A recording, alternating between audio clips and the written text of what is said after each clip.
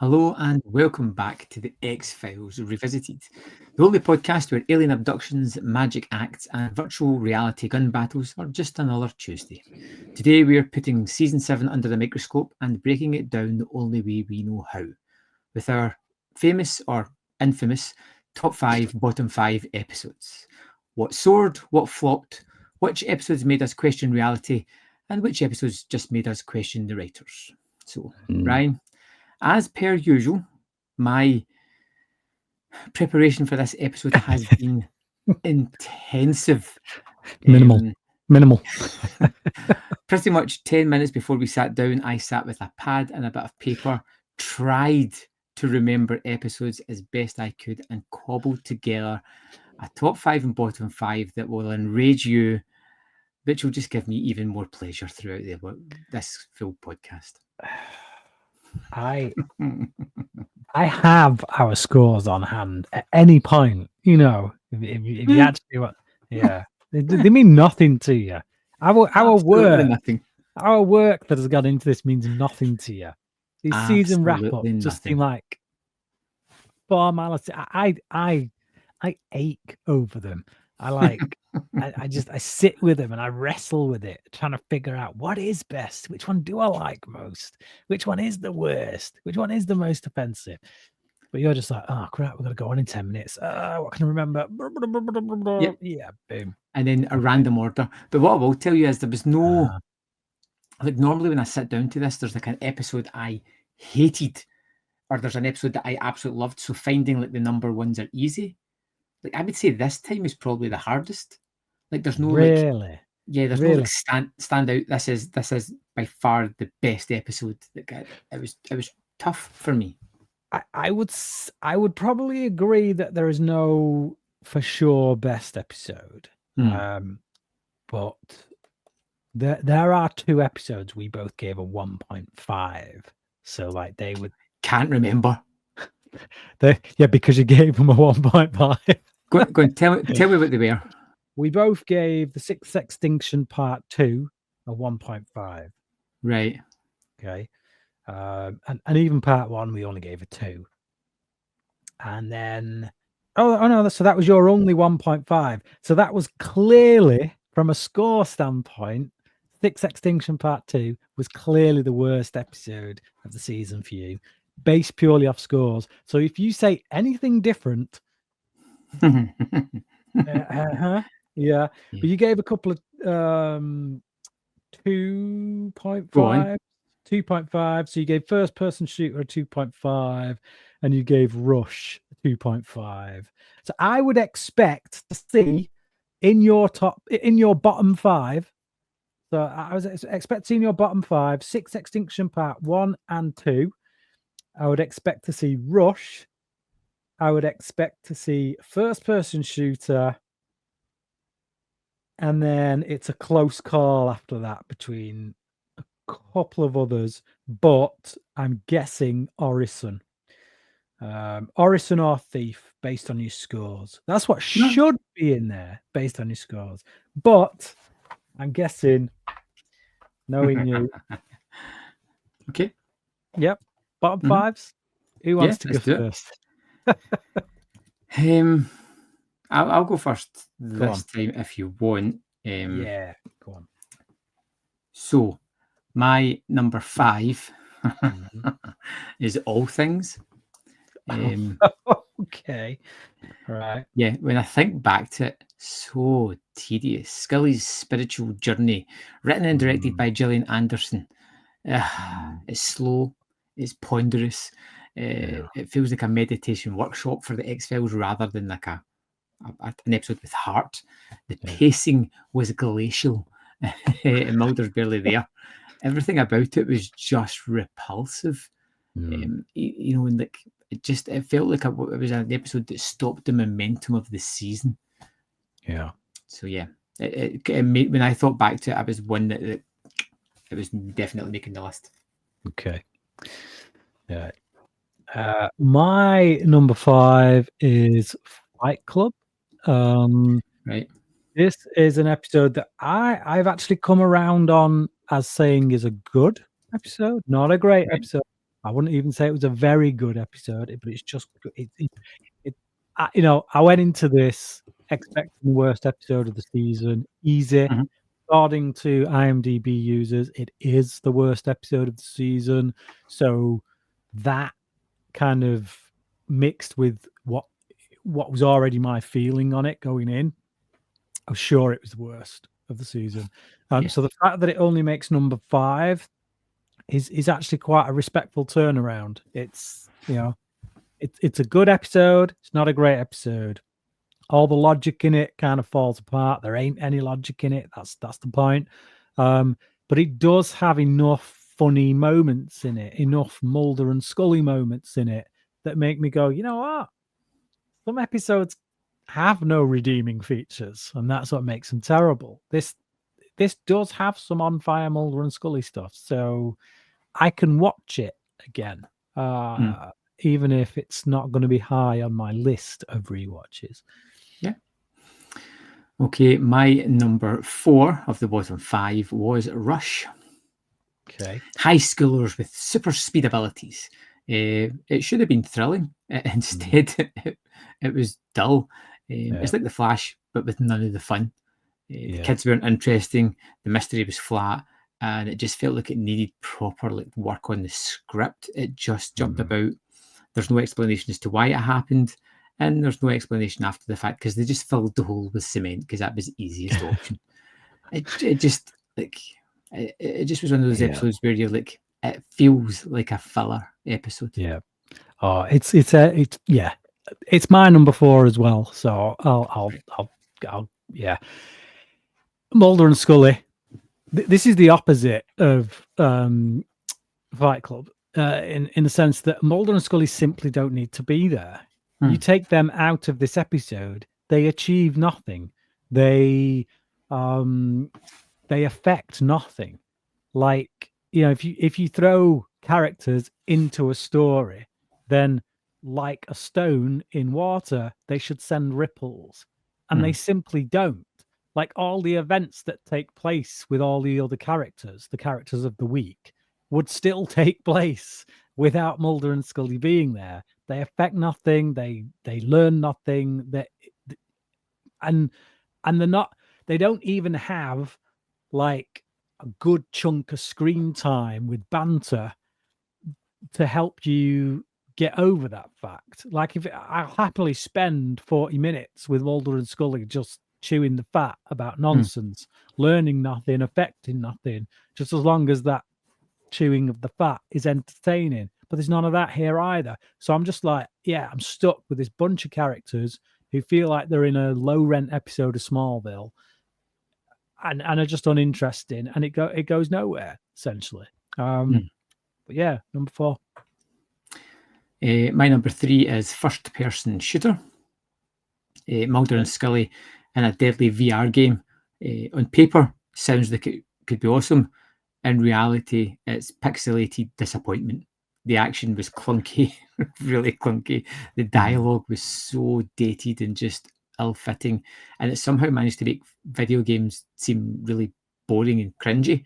And then the cyber babe villain was just ridiculous. Like, it's just so tonally off kilter. There's a deep-seated weird sexualization all the way through this episode as well. That just feels just a little bit I don't know if it's on all men or just a specific group of men, but it just feels a little bit distasteful. My number 3 is first person shooter. So I can talk about this.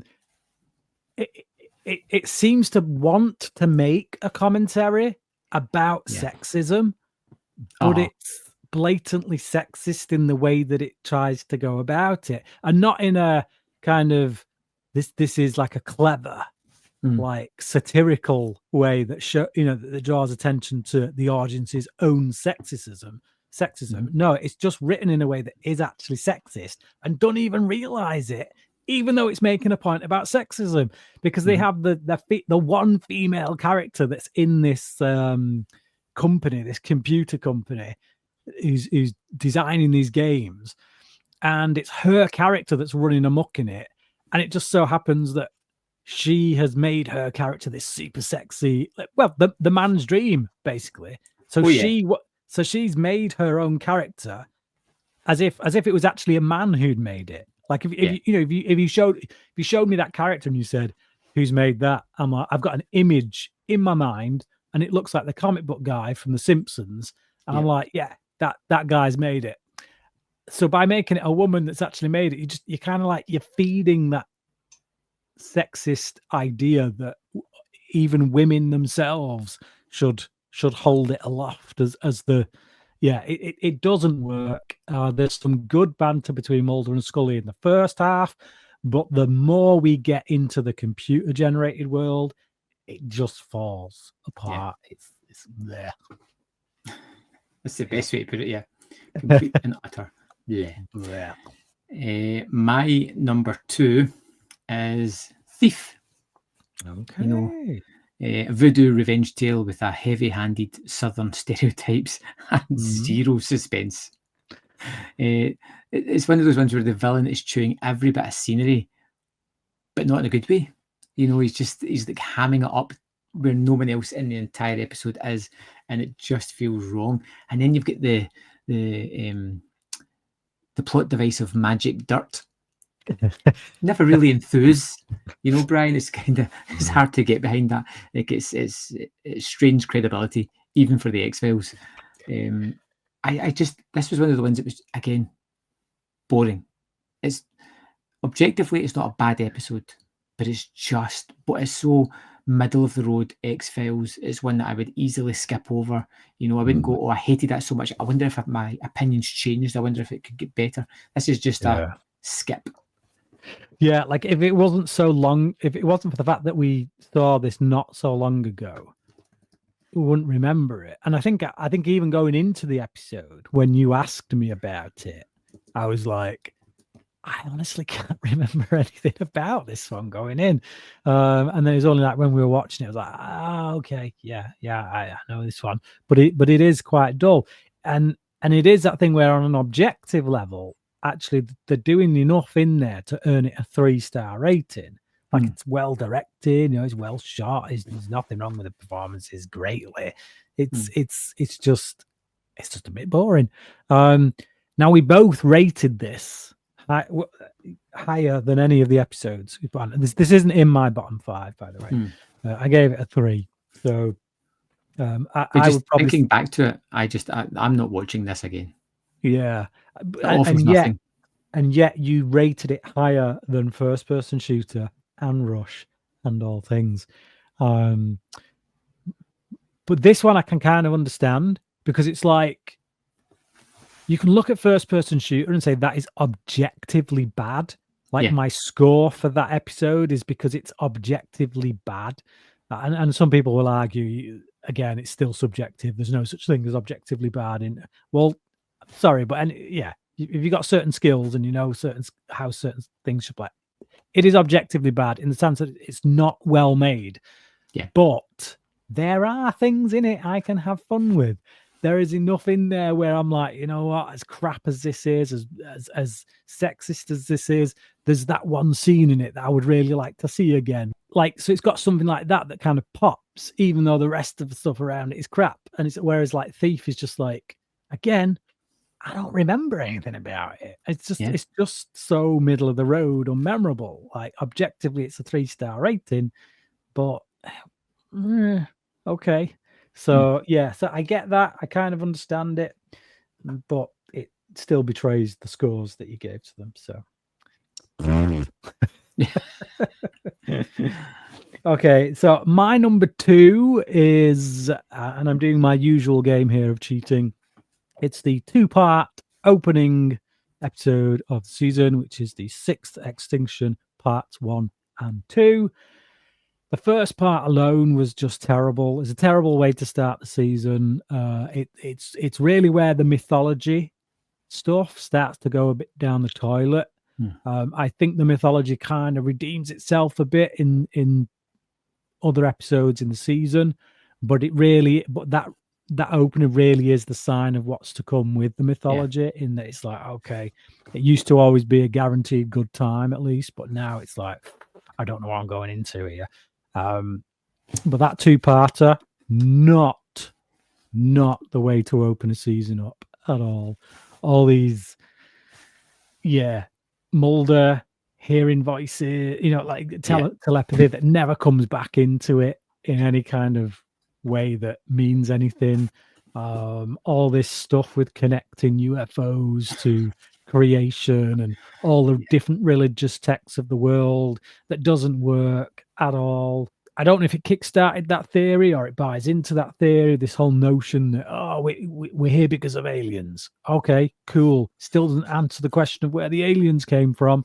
So yeah, I don't like it. It's dull. Even the action stuff in it it's not that thrilling.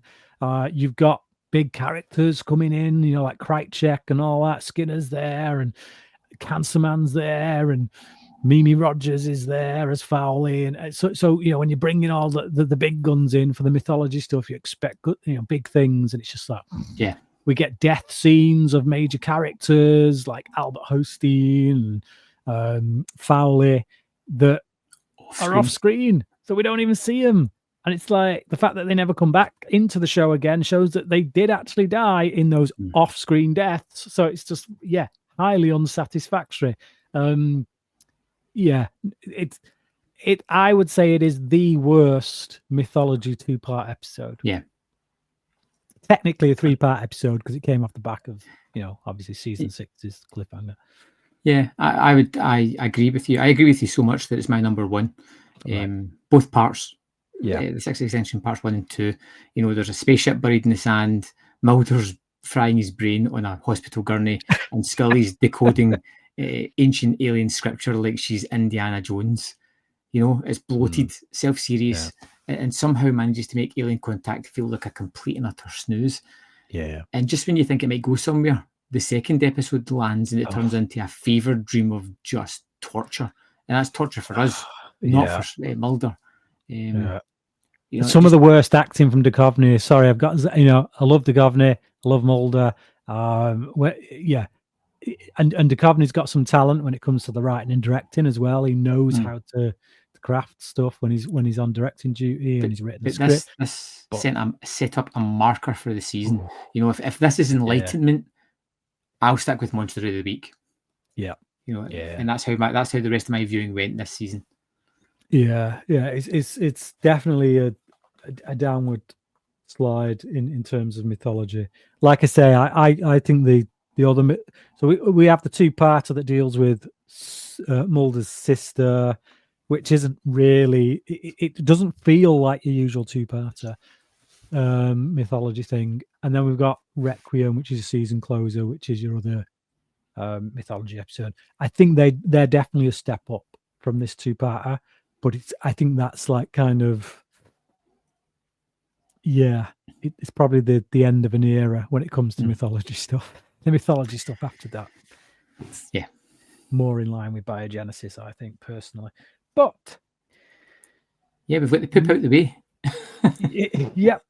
So that was your number one. My number one is All Things. An episode that not only will I echo everything you said in the fact that it was so dull, so disappointing as well, given the fact that I'm a huge fan of Gillian Anderson. I was actually looking, when she had a name attached as writer director, I was kind of looking forward to seeing what she could do, creatively speaking. But this was an episode that not only did I find dull, it actually angered me. It made my blood boil because I felt like it was such a betrayal of the character. I don't mind, and it's nothing to do with the fact that you're exploring Buddhist kind of ideas and stuff. It's the fact that you're doing it with this character. I feel like I feel like that Gillian Anderson's been given too much freedom to do what she wanted to do with this episode. And so she's explored some of the things she's interested in, but she's doing it with the wrong character. It's like when you have Scully going into a Buddhist temple and kneeling down before Buddha, and wrong character to do that with, and it just irritated me. As as someone who shares Scully's faith, that just felt like a. So Like, fair enough if they decide that she's a Buddhist from that point on, and they lean into that, but they never do. After the fact, she's still, she still holds to her Christian faith. So it just, feels like a betrayal, and it just angered me. So Okay. all things. Okay. Are you content enough with my bottom 5, Brian? I am actually. Other than Good, because the damage comes in the next 5. Other than Thief making its way in there, I'd say, yeah. And I'm not offended by Thief making its way in there. Again, it's just I always call attention to the scores you gave now. But Tell me what I gave a 5 to. Tell you what you want to know. Yeah. You want to know if you've cocked up your top 5. No, I've not cocked up. It's exactly where it should be. I just want to know. Okay, I'll tell you what I'm expecting in your top 5. Okay. I'm expecting Millennium. I'm expecting Requiem, but I shouldn't because it's a mythology episode. And even when you give mythology episodes a 5 stars, you never put them in. But you only gave 2 episodes of 5 in this season, and they were the 2. So they should be. Oh no, sorry, 3 episodes. So Amazing Melina is the other one. So what one was that again? Pardon? What was that? The Amazing Melina, the one with the magicians. Oh, yeah. Right, okay. That was good. Yeah. Oh, you're kidding me. You've not put it in your top 5, have you? You want to do a reshuffle? No, my top 5 is my top 5. It's my top 5 favorite episodes. No, but it can't be. Keep going. Because you gave it a 5. You gave it a 5. You go back and you listen to how you like, the way you talked about the episode. That clearly should be in your top 5. Go. Okay, well, if they're not going to be in, let's go down to the 4.5s you gave, which are the Goldberg variation, Sein und Zeit. X-Cops. X-Cops you gave a 5. X-Cops you gave a 5, right. Which, I was expecting X-Cops to be your number 1. So, Enemy, you gave a 4.5. And, that's pretty much it. So... Okay. Right, let's get into it. Yeah, let's do it. Yeah. Do you want to go first this time? Yeah, go on. I'll go first. You crack me up. It's just... your opinion on movies and TV shows are suspect at this point. Especially if you do your reviews after you've slept on it. Okay, so my number 5 for the 5 best episodes of this season is the Goldberg variation. So this is the one all about the guy who just has luck. It just, no matter what he does, he just has luck. So, it opens up with these gangsters throwing him off a building to kill him, and he just happens to, he lands in a hole somewhere cushioned, and he gets out. And Mulder and Scully get put onto this case because this was seen by some stakeout officers, and obviously as they get embroiled in it, they start to realize that no matter what happens to this guy, he just has good luck. But there are rules to that luck, which make it really rather humorous. So he can't profit from that luck. So he says, what use is good luck when you can't even profit off it? But it's I liked it a lot. I liked it even more so because of the fact that I felt like halfway through, I thought, I know where this is going to go.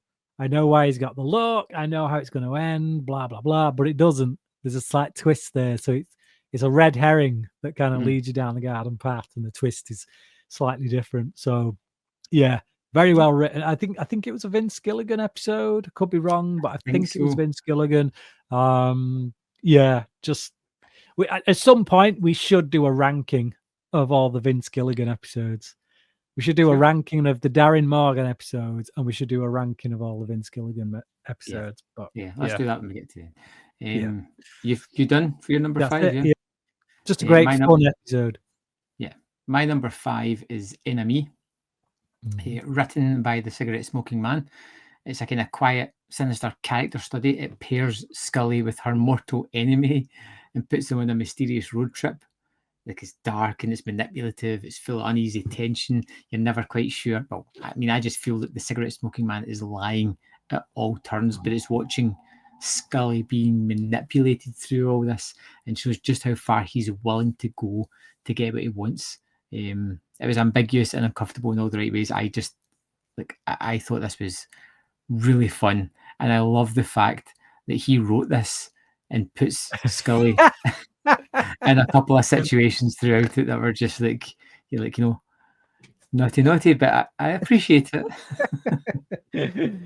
Yeah, it's a bit dodge to say the least. It's like, if I was Gillian Anderson, I'd be looking at William B. Davis going, hang on a minute. Okay. Yeah. So my number 4 is Ex-Cops. An episode that, again, did not expect to be in my top 5. I just remember having like feelings about it back when it aired. And it's not one I've revisited all that much. And then watching it this time around, I'm like, this is just pure entertainment from start to finish. It's funny. It's hilarious. Mulder's reaction to knowing that there is a camera team following him, thinking this is going to be the smoking gun, the thing that gets the X-Files the recognition it needs and deserves. Scully's reactions to the situation, the fact that she gives the cameraman one look to say, no way, you ain't getting in the car with us. The monster idea behind it is just really fun as well. It feels like kind of a precursor to It Follows. Just the fact that the monster is whatever you see. It's different depending on the person because it plays on your fears. So yeah, just a really interesting idea, and the fact that it does this found footage thing. So that right off the bat, they're setting themselves up with all these different challenges as from a production standpoint, and meeting them head on. This came out at a time when we'd had Blair Witch Project, found footage was now a thing, and this wouldn't be the last TV show to jump onto that kind of bandwagon, but it's certainly done it one of the best ways. It's very cinematic, even though it looks like it's shot on a handycam. Essentially. My number 4 is the Goldberg variation. Okay. I thought this was terrifically fun. It's all about a charming man who is incredibly lucky, and this is the kind of curse of having this luck.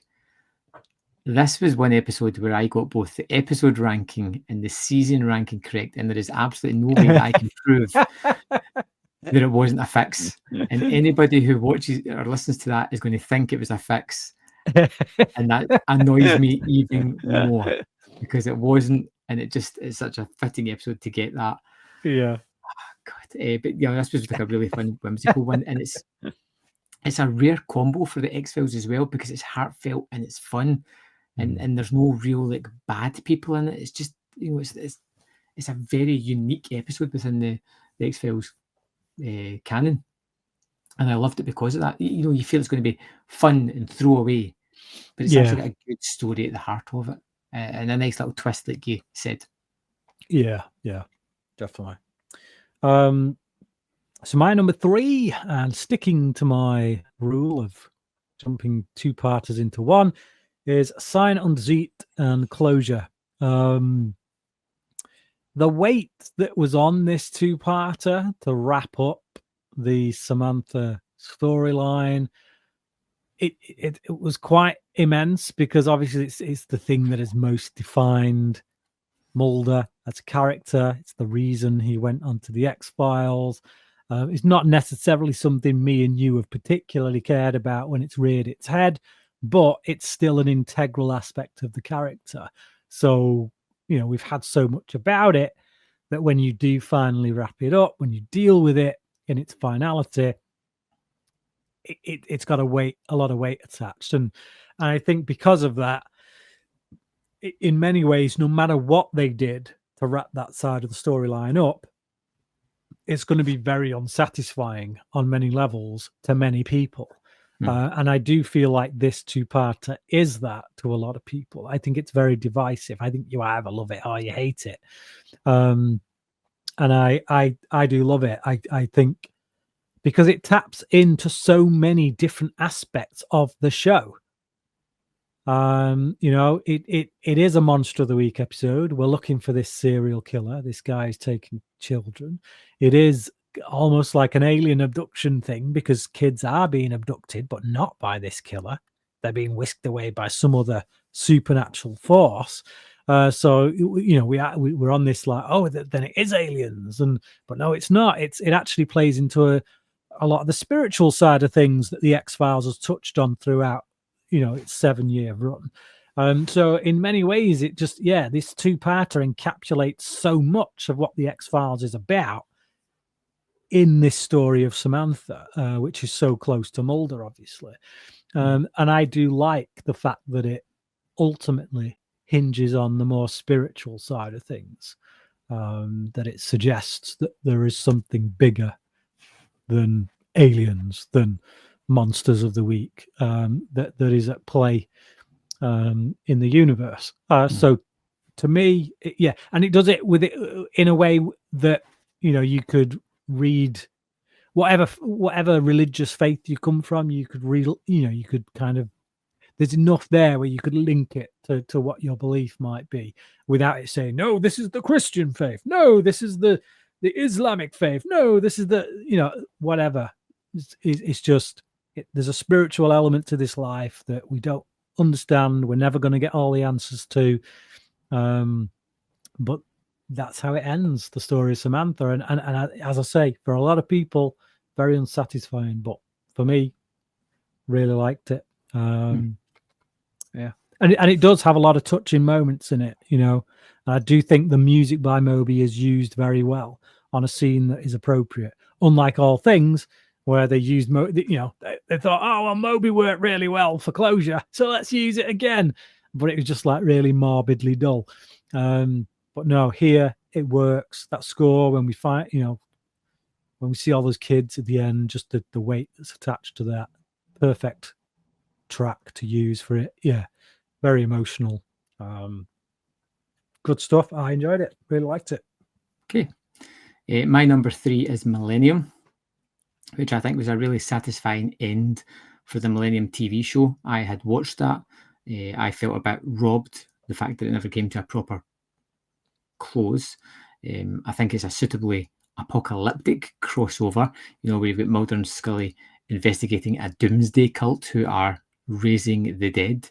This is not a kind of sideways look at zombies. This is actual, typical zombies within the X-File canon, and it works. Like, it's really solid. I think it's a good idea and it's used really well. I think it is a crossover that works terrifically well, and I think it just gave me everything I wanted, while still being both an X-Files episode and a Millennium closer. They did the magic trick of tying that together. Terrific. Yeah, I agree. It's not in my top 5, but I agree. I as someone who followed Millennium, it doesn't necessarily feel like a Millennium episode. Nope. It definitely, and it definitely feels more X-Files than it does Millennium, but obviously it's an X-Files episode as well. So combining those two worlds and seeing Frank Black with our heroes finally, after 7 seasons of the X-Files and 3 seasons of Millennium, seeing the 3 of those characters together, it's great. Two profilers, It's a shame they didn't get more episodes together, to be honest. Yeah, like a little run, like a little mini season. Yeah. That'd be good. So my number 2, and I know this is going to be an unpopular choice for most people because this is an episode that was fairly far down on the season ranking, but it just speaks to me, and that is Orison. I only have to look at the scores and the season averages and stuff to see that, okay, it's not beloved. It's not hated either. It's not a hated episode, but it's not a beloved one. But for me, again, it's the spiritual aspect. It's the I believe that there is a war being waged in the spiritual realm for heaven and earth, and as a Christian, I believe that is a spiritual truth, and I believe that this episode touches on that in a way that is quite personal, in the sense that having this awareness, constant awareness of what's around us, what's going on. Whether things are spiritual or not, and determining your inner voice as well. The things that I'm thinking, the things that I'm going to do as a result of the things I'm thinking, are they from me or are they from some other outside source? And we close the episode on this question of Scully kind of, she's put some bullets in Donny Faster, she's taken him out. And there is this question, is it divine intervention? Is this God working through Scully? But actually Scully's saying, what if it wasn't? What if it wasn't God at work in me? What if it, and she doesn't flat out say, what if it was the devil working in me? But it leaves open to, what if there's something spiritually ungodly working in her? Or what if it was just her? What if it was just her vengeance, her desire to see Donny Faster put down? And it is this wrestling with the human nature, with this and the potential marriage between what is spiritual and what is earthly, and it deals with a lot of that stuff but for me, a satisfying way. And I think I mentioned when we did the episode, I did an exam paper on this episode.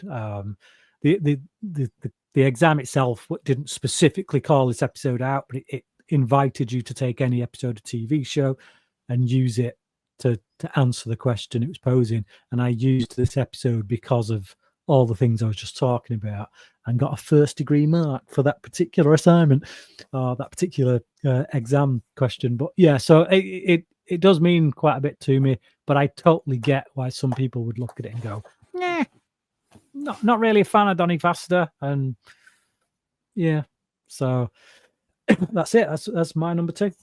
Yeah. Personally, not really a fan of Donny Faster. Yeah. My number 2 is Ex-Cops. I think it's one of the most inventive episodes in the series. I think it is really well done because it is, at heart, a typical Monster of the Week story, but it's everything else that's changed round about it. It's spending a real time with the characters. It's seeing Mulder get really brazen because the TV cameras are there, and watching Scully retreat because she knows everything's being documented. It's kind of tense and it's funny. I think some of the side characters are terrific, like the couple who they spend a bit of time with as they have a sort of mental breakdown.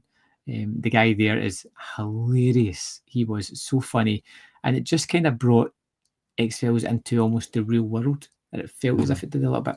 I thought it was really fun and inventive. Yeah, great episode. So my number 1, my favorite episode of season 7 is Requiem. I just think, again, said it in last episode, I kind of wish it had been the end of the series and that they'd done another movie after this that wrapped up the whole alien invasion plot. Unfortunately, that's not where it went. So the alien invasion stuff gets dragged out over the next few seasons and kind of dies with a bit of a whimper, if we're being perfectly honest. But yeah, this was a really satisfying ending, essentially, not just to season 7, but possibly the whole series, in the sense that Mulder becomes the X-File. He becomes the very thing he's always looked for, which is an alien abductee. obviously it leaves certain questions hanging. The primary one being, so when's this alien invasion taking place then? Yeah, we know it's happening. The syndicate's been wiped out, so their defense against it is just null and void. So at some point, this alien invasion's coming. But Mulder's on board an alien spaceship and Scully's pregnant. And that's kind of where it leaves us. So, it's not exactly a neatly tied off ending. But I feel like it left them a nice springboard to jump into movies, which they didn't take. But it's got, for a mythology episode, it's got everything. Krychek's in there, Cancer Man's in there, the Lone Gunmen are in there, Skinner's there, even Marita Kovarubius is there. We go right back to the beginning where we have all these references to that first, to the pilot episode, references that don't feel like the shoehorned in there, don't feel like the nod, wink, wink, but are actually an organic part of storytelling, which lets you know that these guys in some way have come full circle. As a result of that, you look at where they were when they first started to who they are now. Scully is, much more a believer of the paranormal stuff. She's way more open to it. Mulder's a little bit more in tune with faith issues, I guess. It's just, yeah, it feels like a two-parter, really, that's been crammed into one, but it still doesn't feel crammed. It doesn't feel like it's been, you shoehorning stuff in there because you need it to fit, but it feels like feels like a feature, but in the space of like a 45-minute episode. It's just solid, and it moves at quite a breakneck pace as well. I just remember when we were talking about it last week, we were just scene, because it's just like, because they're getting all this information in about Billy Miles and his dad, and the woman as well, that from the pilot episode, and she's now married to this guy. So all these like callbacks and stuff where you're like, oh, that's where they are now. And for me, it was just a really great mythology episode. One of the last great mythology episodes. There you go. That's my number one of the season. Yeah. Now you said at the start of this that I never put mythology episodes on my top 5 lists, never being the strongest word there, but just to show you with a little bit of subterfuge and a little bit of sleight of hand that my number one is actually The Amazing Malini. I thought this was a brilliant episode full of layers of deception. It has charm, it's got misdirection, it's got like a perfect twist ending. It's one of those rare case of the weeks that is just pure fun, and it shows you that the show can still surprise you without aliens or conspiracies. There's so many just fun things about it. For me, it just kind of scratched the itch of something that I really wanted at the time in the season.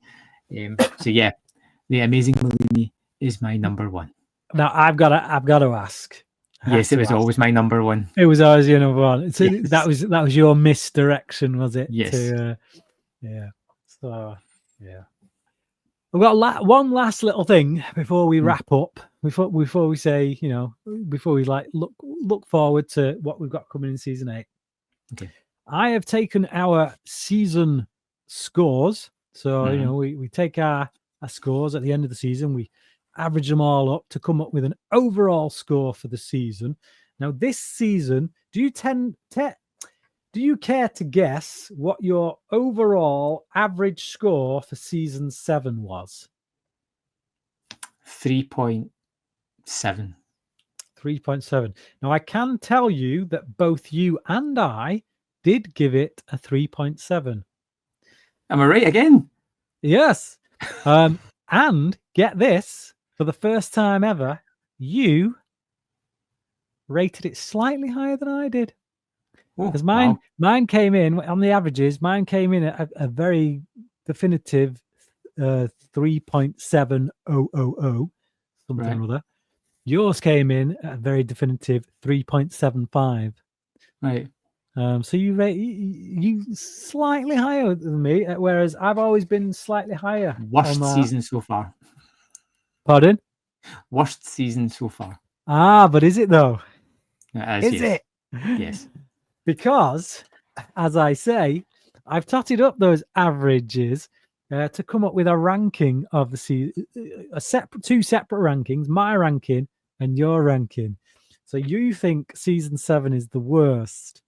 Yes, but I think it's also skewed with the fact that when you watch season 1, you're becoming used to the characters. You're a little bit more harsher, and then you build through seasons where you get more ingratiated with what the X-Files does, and you get to a kind of level, and then I think you're more favourable with your scores. Yeah, I here's the way I'll. So people watching and listening, this is not mine and Graham's definitive rankings, okay? Because I can tell you right now, if I were to rank the seasons, I would rank them based on how I feel, not based on these scores. Exactly how I do my top 5 and bottom 5.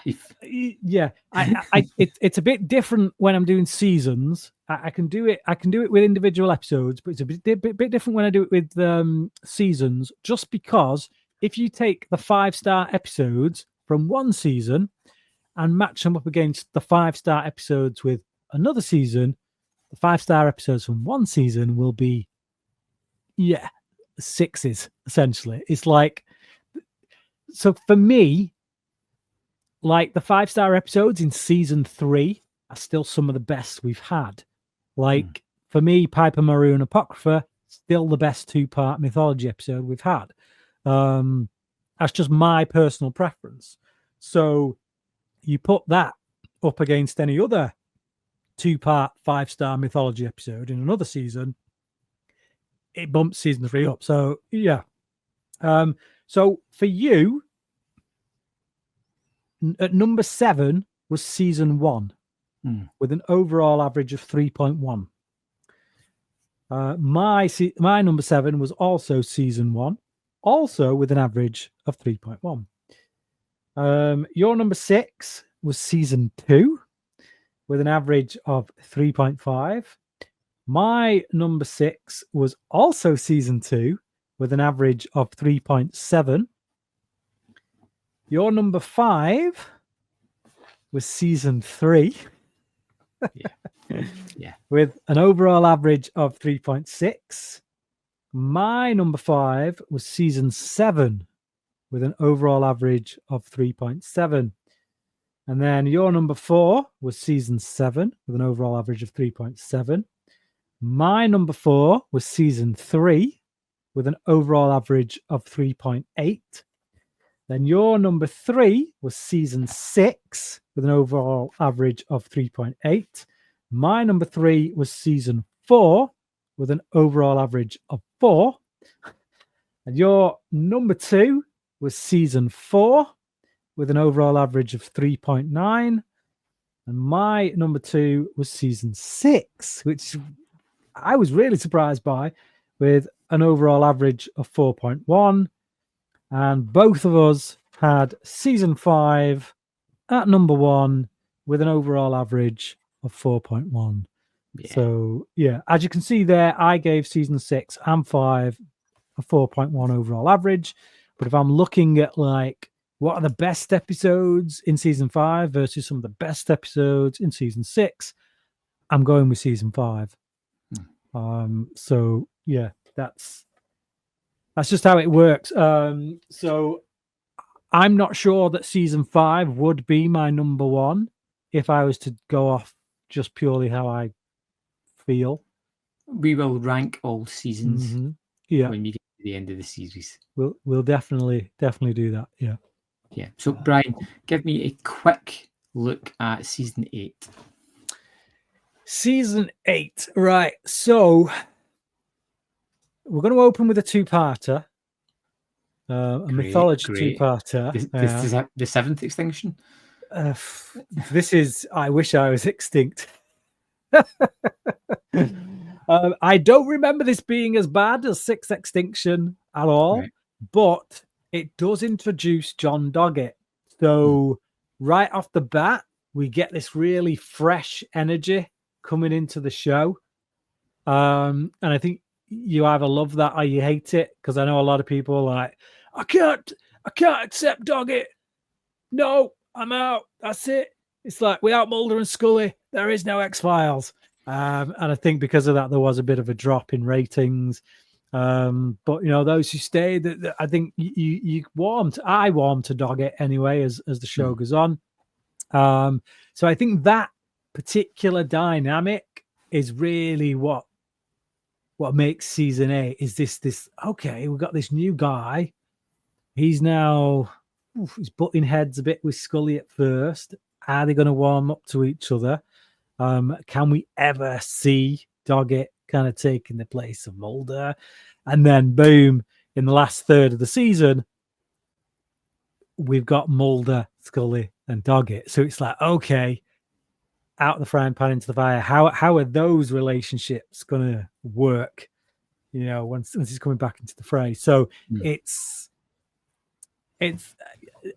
there's no standalone episodes that I can think of that I instantly go, boom, 5-star banger. But right. I do remember back in the day being super surprised by the fact that my season averages favored season 8 ridiculously high. Wow. Like I think it was just a sheer enjoyment of having all of these 3 characters together in some way, particularly at the back end of the season. But probably expectations as well, because you're probably expecting the show to make a dip, losing Mulder. Yes, yeah, absolutely. And again, I would rather Mulder there from the start. Yeah. Obviously, I would. But I just think the change of energy in the show in some ways did reinvigorate it until it went down the pan in season 9. But we'll get there. But we'll get there when we get there. So yeah. But yeah, I remember an episode about a guy who's made of metal or something that I believe isn't ranked particularly highly by X-Files fans, and yet for some reason I loved. It was almost like a Terminator kind of episode. I loved it, but it is from my memory, it's not one that's ranked particularly highly. Despite what I said about the mythology stuff in this wrap up going forward, the final 2-parter at the end of the season, I do remember being pretty awesome. The 2-parter that opens the season, I'm like, it's got issues. There's a 2-parter in the middle of the season where I'm like, it's got issues. So again, like I'm saying, by that point, you're like, I'm not sure about this mythology. And then I remember just absolutely loving the 2-parter that closes out the season. Right. So I'm looking forward to getting to that. I got a feeling you might just be like, what the actual with it, but I'm like, okay, I'm going along with it. Yeah. So I remember an episode with a creepy little guy with no legs on a cart, a wheelie cart thing. Which sounds dodge. And I remember an episode early on in the season about a creature that kind of, I don't know. I actually don't want to say what it does in case that's a spoiler, because I can't remember if that's. Okay. Keep it under your hat. Okay. Well, so there we have it. That is our final verdict on season 7. A wild mix of magicians, mockumentaries, and mind games, and some missed opportunities along the way. We saluted ex-cops. We took a strange trip with Frank Black, and we dodged a psychic sandstorm that was the 6th extinction. Next time in the show, we are moving on to season 8, where things get shaken up a little bit. Mulder is out, Doggett is in, and season 8 kicks off with, apparently, whole new energy and plenty of controversy. Until then, trust no one except Brian and myself, because, we're very trustworthy. Because we don't smoke, for starters. So like, subscribe, and share, all that good stuff, and we will see you next time for season 8.